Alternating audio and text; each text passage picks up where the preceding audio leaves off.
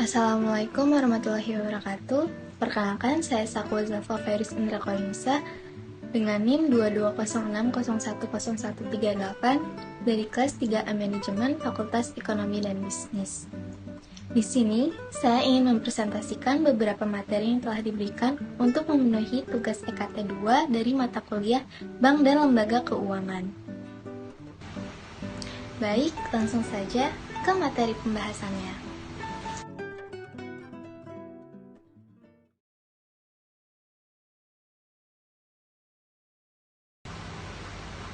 Menurut Undang-Undang Perbankan Nomor 10 Tahun 1998, bank adalah badan usaha yang menghimpun dana dari masyarakat dalam bentuk simpanan dan menyalurkannya kepada masyarakat dalam bentuk kredit atau bentuk-bentuk lainnya, dalam rangka meningkatkan taraf hidup rakyat banyak.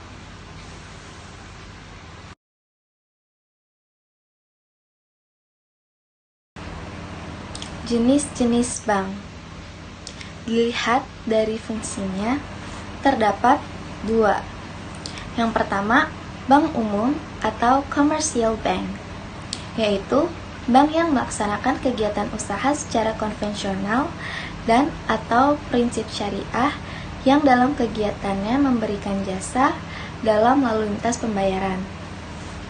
Yang kedua, bank pengkreditan rakyat atau BPR, yaitu bank yang melaksanakan kegiatan usaha secara konvensional atau berdasarkan prinsip syariah yang dalam kegiatannya tidak memberikan jasa dalam lalu lintas pembayaran. Dilihat dari segi kepemilikannya. Yang pertama, bank milik pemerintah.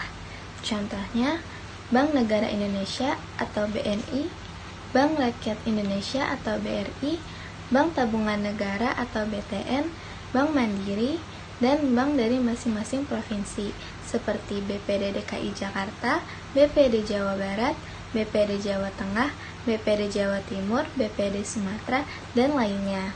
Yang kedua, bank milik swasta seperti Bank Sinarmas, Bank Mega, dan lain-lain. Yang ketiga, bank milik koperasi, contohnya Bank Umum Koperasi Indonesia. Yang keempat, bank milik asing, contohnya Citibank, Standard Chartered Bank, dan lain-lain. Dan yang kelima, bank milik campuran, contohnya OCBC NISP, CMB Niaga, dan lain-lain. Dilihat dari segi statusnya, terdapat dua macam, yaitu bank devisa dan bank non-devisa. Bank devisa yaitu bank yang melaksanakan transaksi ke luar negeri atau yang berhubungan dengan mata uang asing secara keseluruhan. Dan bank non-devisa yaitu bank yang belum mendapatkan izin untuk melaksanakan transaksi sebagai bank devisa atau bank non-devisa. Transaksi yang dilakukan ini masih dalam batas-batas negara. Dilihat dari segi menentukan harga, terdapat dua macam, yaitu bank konvensional dan bank syariah. Bank konvensional menetapkan bunga sebagai harga, baik untuk simpanan maupun produk pinjaman. Untuk jasa-jasa bank lainnya, bank menggunakan biaya dalam nominal atau presentasi tertentu. Yang kedua, bank syariah. Dalam kegiatan menghimpun dana dari masyarakat maupun dalam penyaluran dana kepada masyarakat, bank syariah menetapkan harga produk yang ditawarkan berdasarkan prinsip jual beli dan bagi hasil.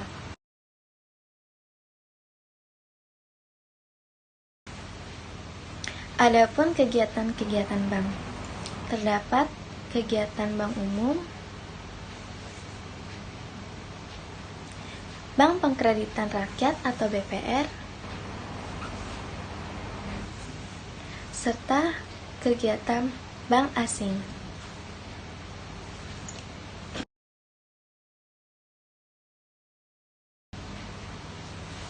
Adapun 4 jenis kantor bank. Yang pertama, kantor pusat.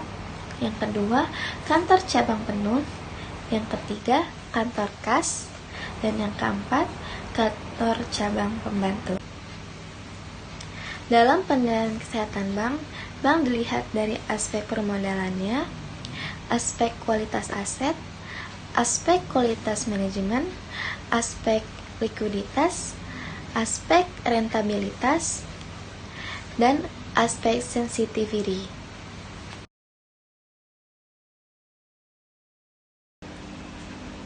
Perkembangan dan jenis bank. Perkembangan perbankan di Indonesia telah mengalami banyak perubahan yang disebabkan oleh perkembangan internal dan eksternal dunia perbankan, sehingga menyebabkan kondisi perbankan secara umum dapat dikelompokkan dalam 4 periode. Masing-masing periode mempunyai ciri-ciri khusus yang tidak dapat disamakan dengan periode lainnya. Yang pertama, ada kondisi perbankan sebelum serangkaian paket-paket deregulasi di sektor real dan moneter yang dimulai sejak 1980-an. Yang kedua, kondisi perbankan setelah munculnya deregulasi sampai dengan masa sebelum terjadinya krisis ekonomi pada akhir 1990-an. Yang ketiga, kondisi perbankan pada masa krisis ekonomi sejak akhir 1990-an. Dan yang keempat, kondisi perbankan pada saat sekarang ini. Jenis bank. Jenis bank menurut kegiatan usaha, pendirian, dan kepemilikan itu ada 2. Yang pertama bank umum dan yang kedua bank pengkreditan rakyat. Jenis bank menurut bentuk badan usaha. Untuk memperoleh izin usaha sebagai bank umum atau BPR, suatu lembaga keuangan wajib memenuhi persyaratan mengenai susunan organisasi dan permodalan, kepemilikan, keahlian dalam bidang perbankan, dan kelayakan rencana kerja. Jenis bank berdasarkan badan hukum. Jenis bank berdasarkan badan hukum, maka suatu bank umum dapat berupa perseroan terbatas, koperasi, atau perusahaan daerah. Sementara badan hukum bank pengkreditan rakyat dapat berupa perusahaan daerah, koperasi, perseroan terbatas, atau bentuk lain yang ditetapkan dengan peraturan pemerintah. Jenis bank menurut target pasar. Terdapat 3 macam. Yang pertama retail bank, yang kedua corporate bank, yang ketiga retail corporate bank. Jenis bank menurut fungsi. Yang pertama bank sentral, yang kedua bank umum, yang ketiga bank pembangunan, yang keempat bank desa, dan yang kelima BPR. Jenis bank menurut status kepemilikan. Yang pertama, bank milik negara, yang kedua, bank milik swasta nasional, yang ketiga, bank swasta asing, yang keempat, bank pembangunan daerah, dan yang kelima, bank campuran. Jenis bank menurut kegiatan operasional. Yang pertama, ada bank devisa, dan yang kedua, bank non-devisa. Jenis bank menurut penciptaan uang giral, yaitu bank primer dan bank sekunder. Jenis bank menurut sistem organisasi, yaitu yang pertama unit banking system, yang kedua branch banking system, yang ketiga holding company bank, yang keempat multi holding company bank, dan yang kelima correspondent banking.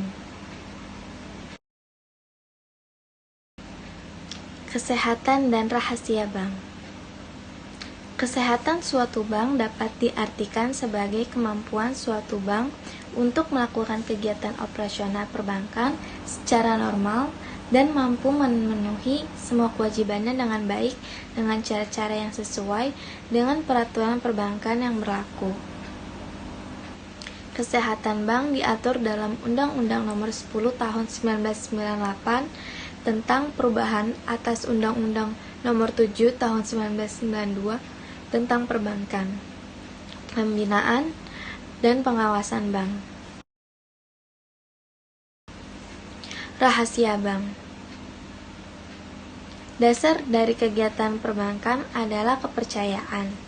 Tanpa adanya kepercayaan dari masyarakat terhadap perbankan dan juga sebaliknya, maka kegiatan perbankan tidak akan dapat berjalan dengan baik.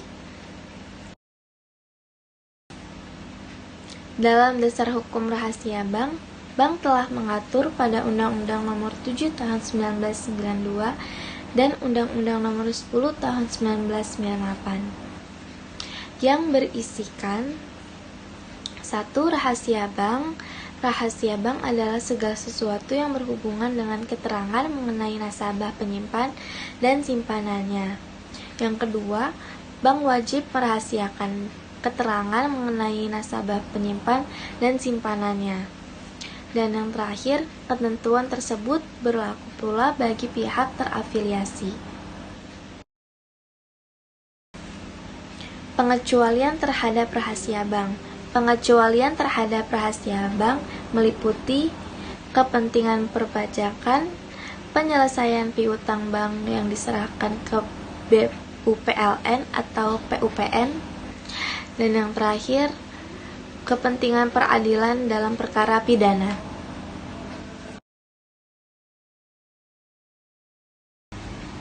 Kegiatan mengalokasikan dana.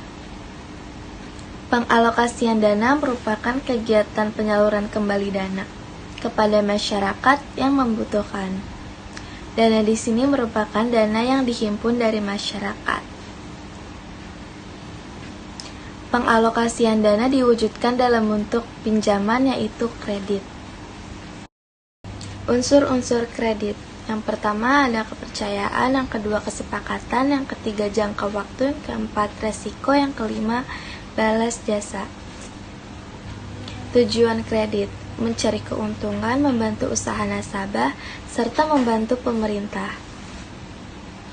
Fungsi kredit: untuk meningkatkan daya guna uang, untuk meningkatkan peredaran dan lalu lintas uang, meningkatkan daya guna barang, meningkatkan peredaran barang, sebagai alat stabilitas ekonomi, meningkatkan kegairahan perusahaan, meningkatkan pemerataan pendapatan, meningkatkan hubungan internasional.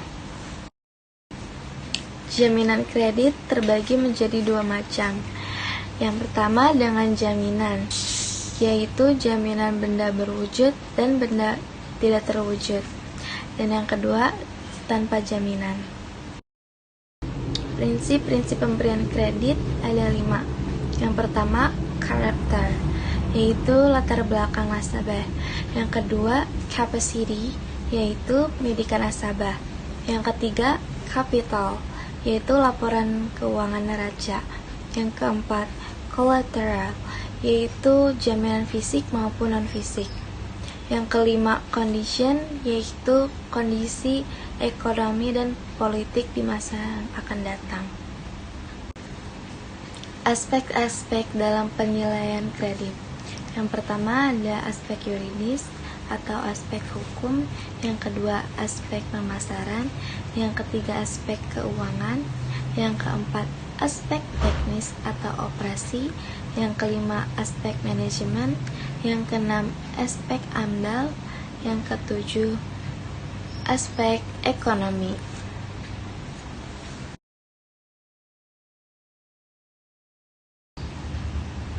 Perbankan syariah merupakan perbankan yang didasarkan pada prinsip syariah yang sejalan dengan pemilikan Islam mengenai aktivitas ekonomi.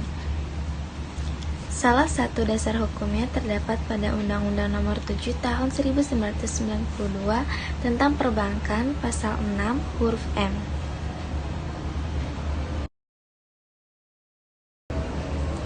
Bank dari segi imbalan atau jasa yang diberikan.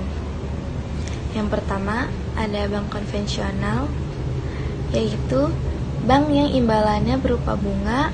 Yang kedua, bank syariah, yaitu yang imbalannya berdasarkan atas dasar prinsip syariah, yaitu dengan bagi hasil. Perbedaan bank syariah dan bank konvensional. Bank syariah berinvestasi pada usaha yang halal, sedangkan bank konvensional bebas nilai. Bank syariah merupakan atas dasar bagi hasil, sedangkan bank konvensional menggunakan sistem bunga. Bank syariah besaran bagi hasil berubah-ubah tergantung kinerja usahanya, sedangkan bank konvensional besarannya tetap. Bank syariah merupakan profit dan falah oriented, sedangkan bank konvensional merupakan profit oriented. Bank syariah memiliki pola hubungan kemitraan, sedangkan bank konvensional hubungan debitur dengan kreditur. Bank syariah memiliki dewan pengawas syariah, sedangkan bank konvensional tidak ada lembaga sejenisnya. Prinsip kegiatan usaha bank syariah meliputi hiwalah, ijarah, ijarah waqistina, istisna, kafalah, mudarabah, murabahah, musyarakah, qard, al-qard al-hasan, arahan, salam, syarf, uj, wadiah, wadiah yad amanah, wadiah yad damanah, dan wakalah. Produk bank syariah. Yang pertama ada giro syariah, yang kedua tabungan syariah, dan yang terakhir ada deposito syariah.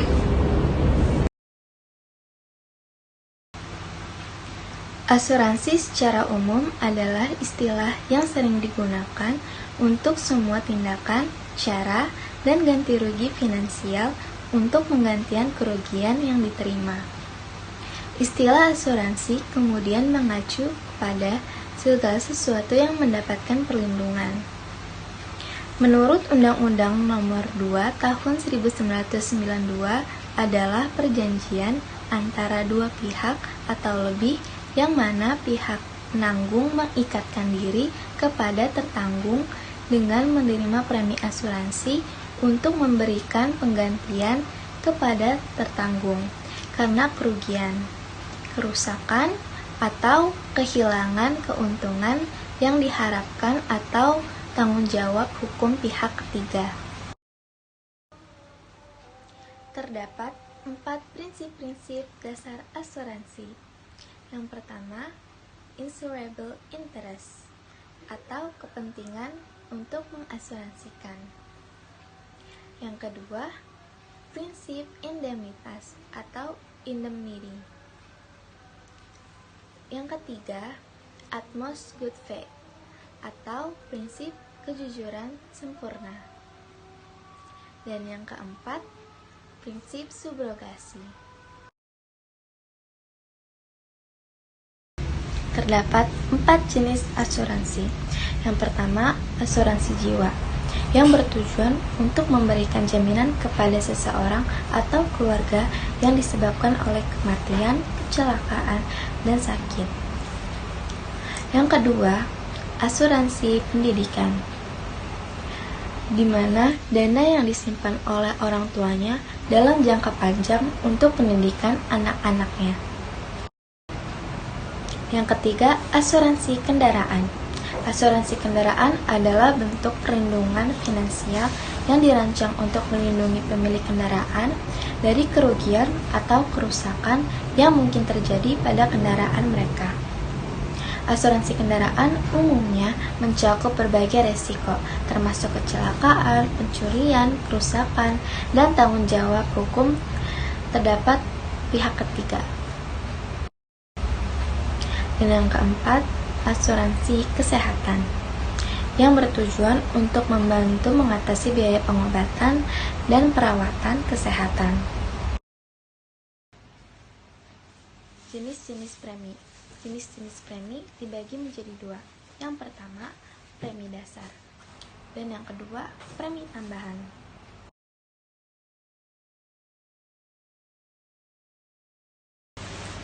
Perusahaan dana pensiun. Perusahaan dana pensiun adalah lembaga keuangan non-bank yang menyelenggarakan program pensiun dan dapat didirikan oleh perusahaan, lembaga sosial, atau orang sebagai badan hukum yang mengelola dan menjalankan program yang memasok atau memenuhi janji manfaat pensiun. Dalam pengertian syariah, dana pensiun syariah yaitu program atau layanan yang bertujuan untuk memberikan manfaat finansial berdasarkan prinsip syariah Islam dan hukum negara kepada peserta yang memasuki masa pensiun. Jenis-jenis dana pensiun.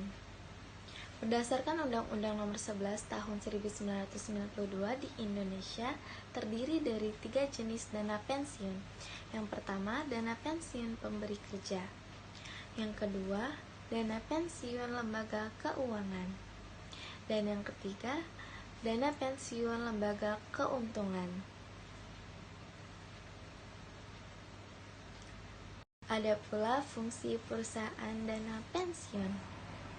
Fungsi perusahaan dana pensiun bagi perusahaan yakni memberikan penghargaan kepada setiap karyawan karena telah memberikan pengabdian kepada perusahaan. Yang kedua, menciptakan rasa aman untuk karyawan agar mampu menurunkan tingkat karyawan yang berhenti bekerja. Yang ketiga, meningkatkan citra sebuah perusahaan ketika menjalankan bisnis. Dan yang keempat, meningkatkan motivasi kerja karyawan sehingga produktivitas perusahaan juga meningkat. Selanjutnya ada fungsi perusahaan dana pensiun bagi karyawan, yakni jika penerima dana ini meninggal, maka dana tersebut bisa diwariskan kepada keluarga yang masih hidup, sehingga rasa aman juga bisa didapatkan oleh keluarga penerima. Yang kedua, hari tua yang umumnya sulit untuk melanjutkan pekerjaan dan meraih pendapatan bisa tergantikan oleh dana hari tua yang sudah dikumpulkan sejak lama. Maka rasa aman bisa terjaga dan motivasi kerja saat masih muda bisa terus dipertahankan. Manfaat-manfaat dana pensiun.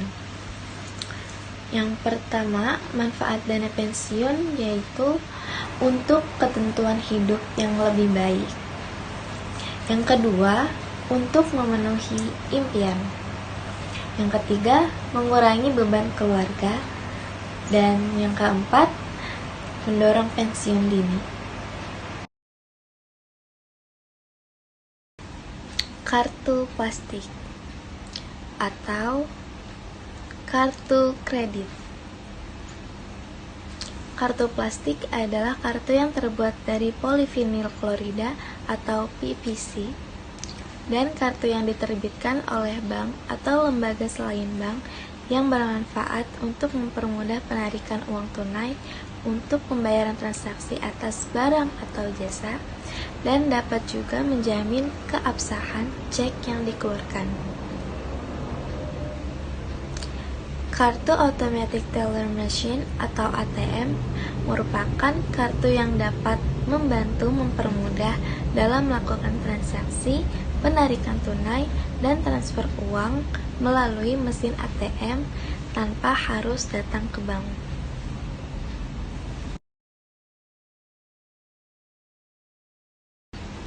Fungsi kartu plastik. Yang pertama, sumber kredit, yang kedua penarikan uang tunai, dan yang ketiga penjaminan syek.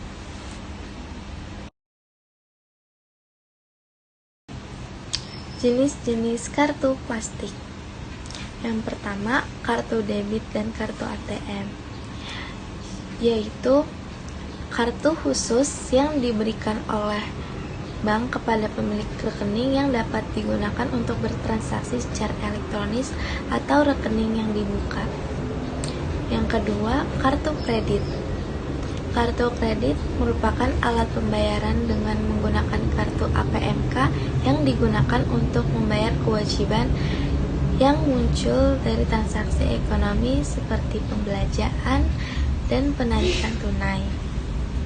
Yang ketiga ada kartu prabayar, yaitu kartu yang mirip dengan kartu kredit atau debit namun tidak dapat digunakan untuk penarikan uang tunai melalui mesin ATM. Yang keempat ada charge card, yaitu kartu kredit tanpa batas dan kredit. Digunakan sebagai alat pembayaran transaksi jual beli atau jasa.